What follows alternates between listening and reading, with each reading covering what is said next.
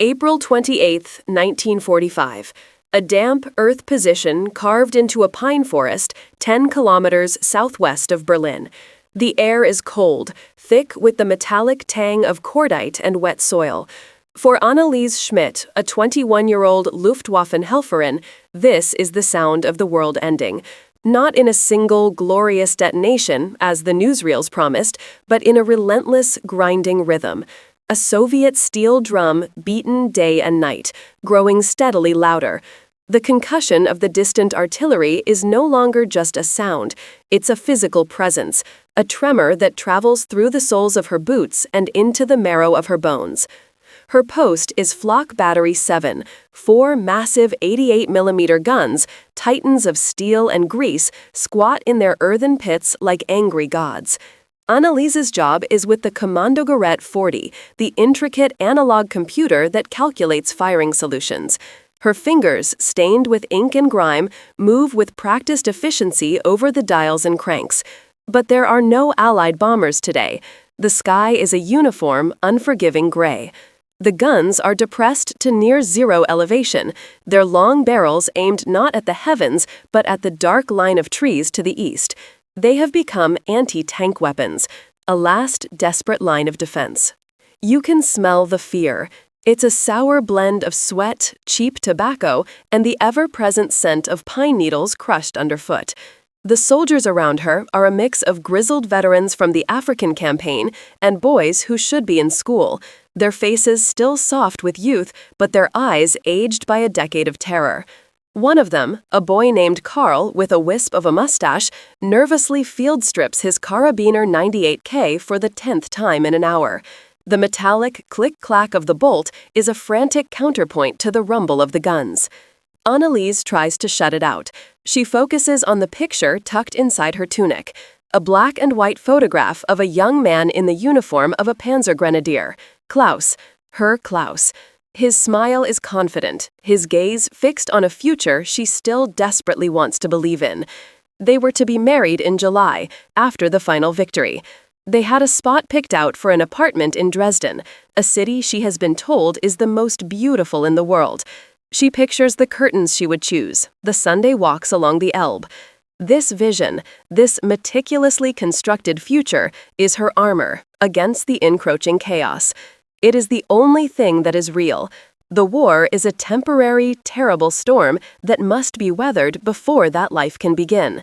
Hauptmann Richter, the battery commander, walks the perimeter. He is a man made of leather and smoke, his face a roadmap of disillusionment. He stops near Anneliese's position, not looking at her, but at the trembling trees. "They're bringing up the Stalin tanks," he says, his voice a low gravel. JS-2s. The boys at the last checkpoint said our rounds were just bouncing off the turret. He spits a brown stream of tobacco juice onto the ground. The Führer's miracle weapons seem to be running late. His cynicism is a poison. Anneliese clings to her faith, the one hammered into her by years in the Bund Deutsche Mädel, the League of German Girls. Faith in the leadership, in German resilience, in the ultimate triumph of their cause. To lose that faith would be to lose everything. It would mean that Klaus, fighting somewhere in the Courland pocket, was fighting for nothing. It would mean her own service, her sacrifice, was a pointless gesture. She cannot allow herself to think that, not now. A runner, breathless and splattered with mud, stumbles into the command post. Ivan is through the Halbe forest, panzers and infantry less than 2 kilometers out. The quiet tension shatters. Shouted commands slice through the air. Ladeplatten, Sprenggranate, Ziel, Sector 4. Shells are rammed into breaches. The heavy guns swing with a low groan, their muzzles seeking targets they were never designed to fight. Anneliese's hands fly across her instruments, her mind a blur of angles and velocity. She feels a strange, detached calm descend. This is the test, the final crucible. You feel the ground begin to shake, not from the distant bombardment, but from something much, much closer. A rhythmic, metallic clanking, the sound of immense weight crushing everything in its path. The pine trees at the edge of the clearing begin to splinter and fall, pushed aside by an unstoppable iron tide. Her carefully constructed future, her dreams of Dresden and a life with Klaus, is about to collide with the brutal, unforgiving reality of a war that has finally come home. The first Soviet shell screams overhead and detonates behind them, showering the position with a geyser of earth and splintered wood. The world dissolves into a cacophony of noise. The sharp, ear-splitting crack of the 88s firing in unison, the deeper whump of incoming mortar rounds, and the relentless, mechanical chatter of MG-42s laying down suppressive fire. Smoke, thick and acrid, fills the air, burning the eyes and throat. Anneliese works on pure instinct, her body a machine performing its designated function. She relays coordinates, her voice tight and high, barely audible over the din. A direct hit obliterates gun position 2. The explosion is a physical blow, a wave of pressure that throws her against the wall of the trench. For a moment, there is only a high-pitched ringing in her ears. When her vision clears, she sees only a smoking crater where men and a machine had stood seconds before. There are no screams, just silence from that quarter. The air smells of burnt metal and something else, something sickeningly sweet that turns her stomach. Hauptmann Richter is shouting into a field telephone, his face a mask of fury and desperation. Then he throws the receiver down. The line is dead. This is not a battle. It is a dismantlement, a methodical, brutal deconstruction of their world. She sees Karl, the young boy with the rifle, fall backward without a sound, a neat, dark hole appearing in his forehead. He looks surprised, as if he has just been told a puzzling joke. Chaos reigns. Men are running, some towards the enemy, some away. The command structure has evaporated. There is no plan, only survival. Then, through a gap in the smoke, she sees it. A T-34-85 tank lurches out of the woods, its long cannon swiveling towards them. It looks like a prehistoric beast, impervious and ancient. Behind it, figures in drab brown uniforms advance in a low crouch, their PPSH-41 submachine guns spitting fire. This is it. The wave is breaking over them. Hauptmann Richter draws his Luger and fires 2 shots at the advancing infantry before a burst from a machine gun stitches across his chest, slamming him back against a pile of spent shell casings. Anneliese is frozen. The Kommandogerät is useless now. The photograph of Klaus feels like a lead weight against her heart. All the propaganda, all the speeches about glorious sacrifice evaporate in the face of this raw, mechanical violence. A young Soviet soldier, his face smeared with dirt and exhaustion, drops into her trench. He can't be much older than she is. He raises his submachine gun. Their eyes meet for a fraction of a second. There is no hatred in his gaze, only a profound weariness. He gestures with the barrel of his gun. Ruki vverch, Frau. Hands up. The words are alien, but the meaning is universal. Slowly, she raises her hands. The fight is over. Her war, the war of a Flakhelferin on the outskirts of Berlin, has ended not with a bang, but with a quiet, ignominious surrender in a muddy ditch.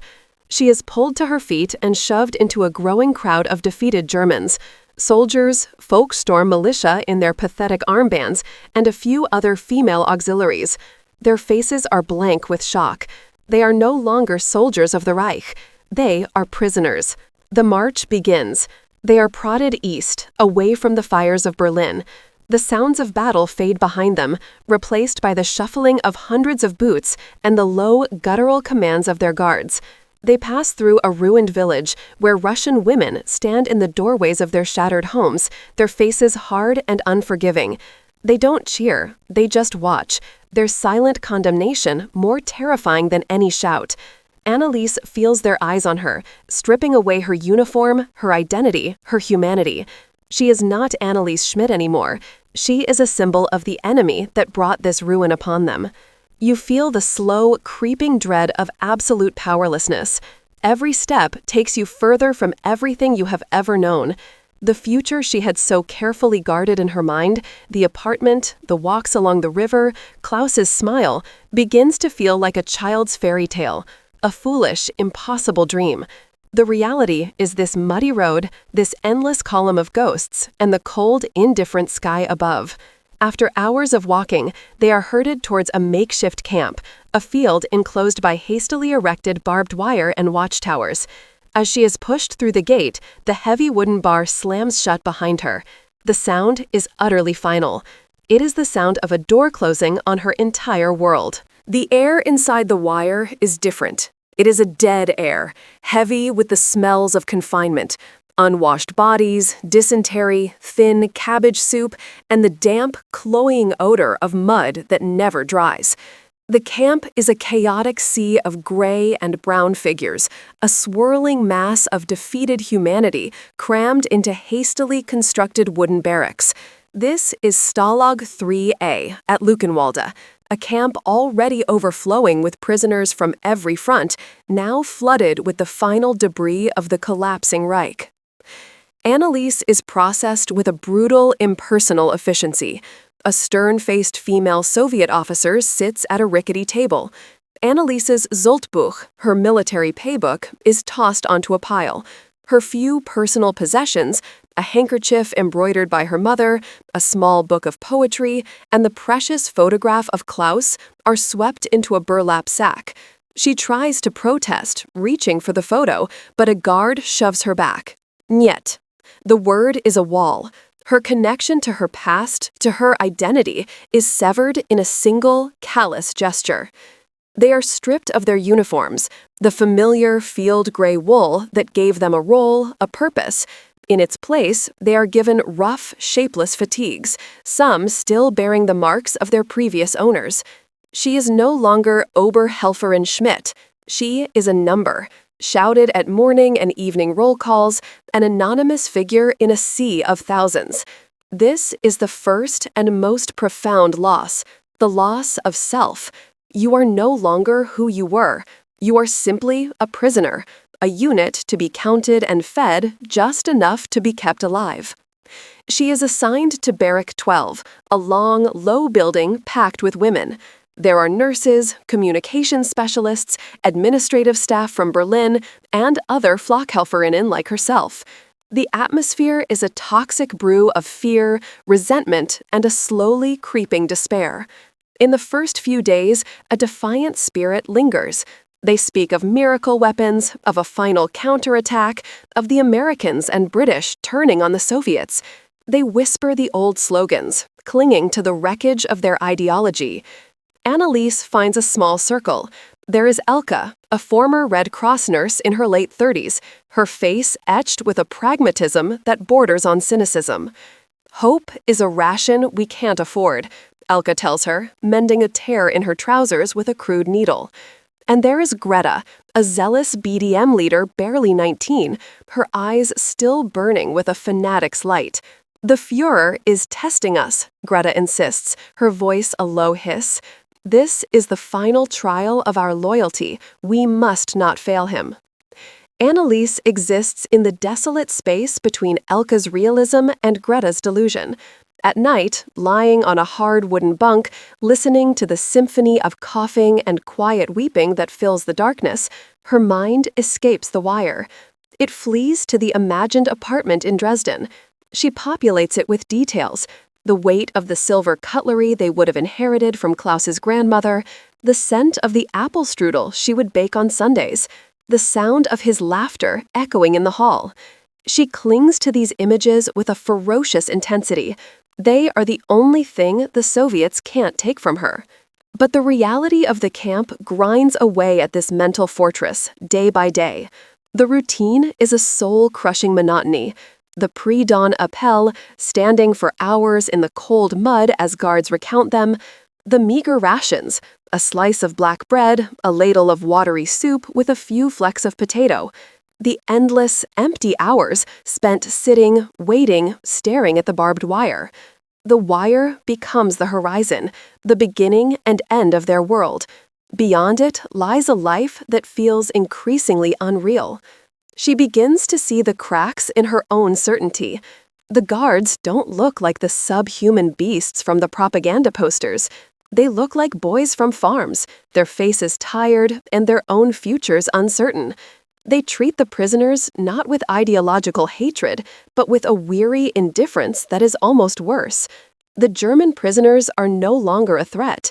They are simply a logistical problem to be managed. This realization is a slow poison, suggesting their grand struggle was perhaps not so grand after all. One evening, a new transport of prisoners arrives, a column of women captured in the final, desperate street fighting in Berlin. They are gaunt, their eyes hollow with a terror Anneliese has not yet seen.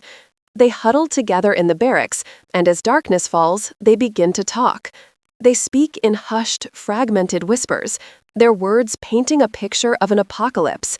They talk of a city that is no longer a city, but a mountain range of rubble, of unconditional surrender, of a world utterly and irrevocably changed.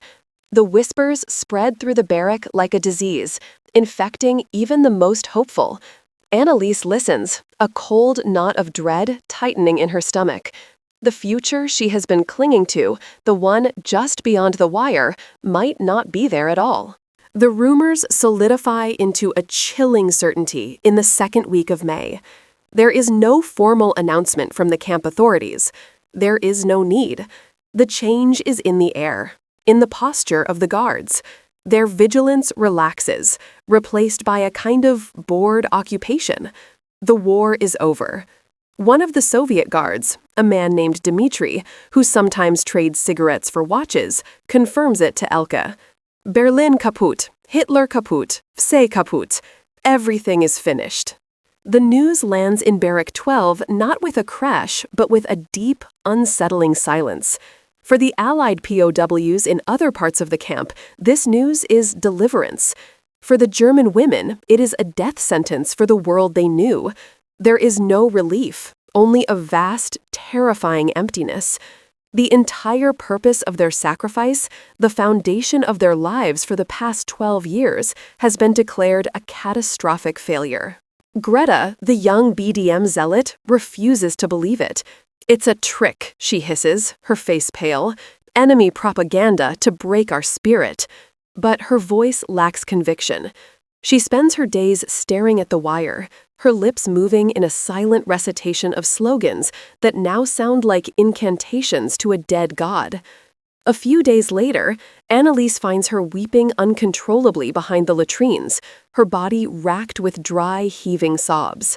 The ideology that had been her entire identity has collapsed, leaving nothing behind. She is a shell. Anneliese feels a different kind of dread. It is quieter, more personal. If the war is truly over, then what of Klaus? The Courland pocket, where his unit was last reported, was one of the final holdouts. Did they surrender? Are they marching to a camp like this one? Or did they fight to the last man? A final, meaningless act of defiance?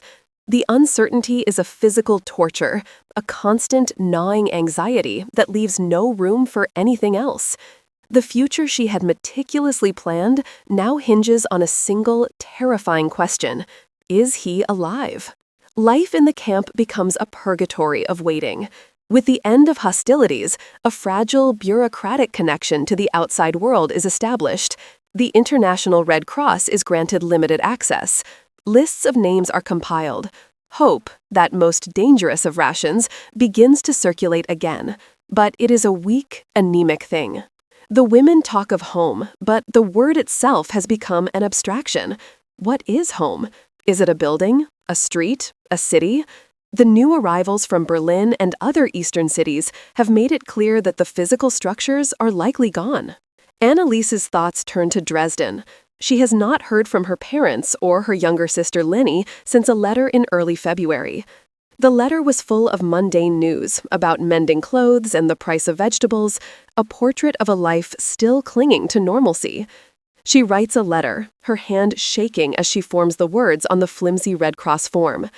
She addresses it to her family's apartment, hoping against hope that it still stands. She writes another to Klaus, sending it to his last known field post number, a desperate message cast into a sea of chaos. You can feel the weight of every word she writes. Each letter is a prayer, a fragile thread cast across a continent of ruin. She is not just asking if they are safe, she is asking if her world still exists. She hands the forms to a stern Swiss delegate, and for the next few weeks, she waits. The waiting is the worst part. It hollows you out. Every morning, she watches the gate, hoping for a mail call. Every night, she lies on her bunk and imagines the letters arriving, pictures her mother's handwriting, Klaus's familiar, confident scrawl. The days bleed into one another. The women's conversations change. They no longer speak of victory or the Führer. They speak of food. They endlessly debate the edibility of certain weeds growing near the fence. They share fantastical recipes from memory, describing rich cakes and roasted meats in sensual, excruciating detail. Their grand nationalistic dreams have shrunk to the primal, desperate need for a full stomach. Then, one afternoon in late June, a guard enters the barrack and calls her number. Schmidt, Anneliese. Her heart leaps into her throat. He holds out a single, crumpled slip of paper. It is not a letter.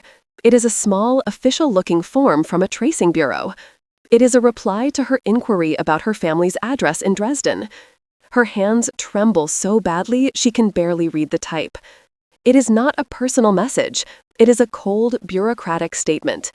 The address, Pirnaische Vorstadt, Dresden, is listed. Beside it, a single, chilling annotation. Zone of total destruction. No standing structures remain. No survivor lists currently available. The piece of paper does not feel real. It is a thin, flimsy thing, yet it holds the weight of an entire world. Zone of total destruction. The words are sterile, bureaucratic, an obscenely inadequate description for the obliteration of a life. Anneliese reads the phrase over and over, as if repetition might change its meaning or reveal a hidden clause of hope. But there is nothing, just the cold, hard finality of the typewritten font. Her mind struggles to build a picture. She remembers the stories from other prisoners, women from Saxony who spoke of a firestorm in February.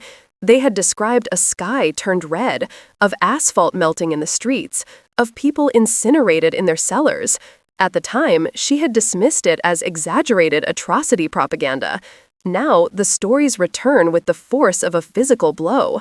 She tries to picture her street, the familiar bakery on the corner, the linden tree in their small garden, her sister Lainey's laughter. But all she can conjure is the image from the whispers, a landscape of ash and charred skeletons of buildings. Her home is not a place you can return to. It is a memory, a ghost on a map of ruin. Elke finds her sitting on her bunk, staring at the slip of paper. She doesn't need to ask what it says. She can see it in Anneliese's eyes. She simply sits beside her, placing a hand on her shoulder. The small human contact is the only thing that keeps Anneliese from shattering into a million pieces. My mother, my sister, Anneliese whispers, the words catching in her throat. Elke says nothing. There is nothing to say. Sympathy is a useless currency in a bankrupt world. The news about her family is an amputation.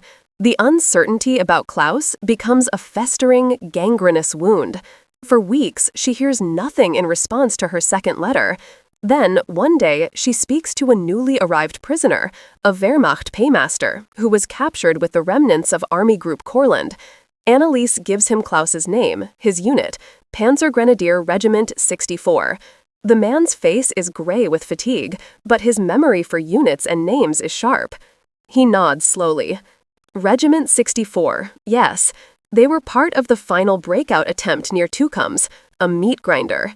He looks away, his eyes fixed on some distant, hellish memory. The Soviets encircled them completely. Very few got through. The official lists, most of the men from that unit are posted as vermisst, missing. The word is worse than dead. Death is an ending. Vermissen is a permanent state of limbo. It is a question that will never be answered, a door that will never be closed. It allows for the faintest, most cruel glimmer of hope that he might one day walk out of a camp in Siberia, while simultaneously presenting the almost certain reality that his body lies in an unmarked grave in the Latvian soil. This is the moment the floor of her existence gives way completely. You stand with her on the precipice, looking down into an abyss of absolute loss. Her nation, defeated, disgraced, and occupied. Her home, a pile of scorched bricks. Her family, erased in a firestorm. Her fiancé, the anchor of her future, a ghost, a question mark. The ideology she was raised to believe in, a murderous lie. Every pillar that supported her identity, her life, her dreams, has been systematically destroyed. She is no longer the same person. The Annalise who dreamed of curtains and apple strudel is gone, as surely as her apartment in Dresden. In her place is a hollowed-out survivor, moving through the motions of camp life like an automaton. She performs her work details, she eats her thin soup, she stands for appel. But inside, there is a vast, silent emptiness. The future, once a bright and detailed landscape, is now a blank, gray wall. When the gates of Luckenwalde finally open for her months later, it is not a moment of liberation. It is a terrifying expulsion into the unknown. She steps outside the wire into a world she no longer recognizes, and which has no place for her. She has lost more than a war. She has lost the very possibility of the life she was meant to live. The physical deprivation of the camp was a temporary hardship. This new burden, this existential homelessness, is a life sentence. Her future was not just postponed or altered. It was stolen. It was gone. And as she begins her long walk towards the skeletal remains of a country that once her own, she understands that the hardest part of her journey has just begun.